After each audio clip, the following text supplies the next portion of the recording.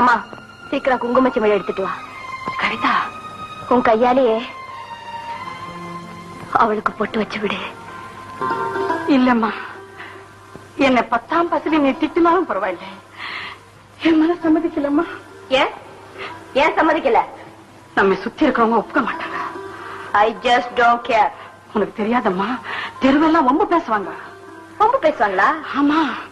யாருமே வம்பு பேச மாட்டாங்கன்னு இருந்தா உன் பொண்ணு எதுக்கு வேணா அனுப்பிடுவியா?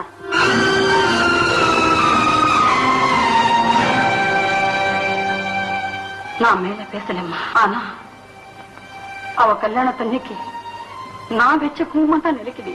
புது வாழ்வு கொடுக்குற நீயே குங்குமம் வச்சு விடு. கொண்டு வரேன்.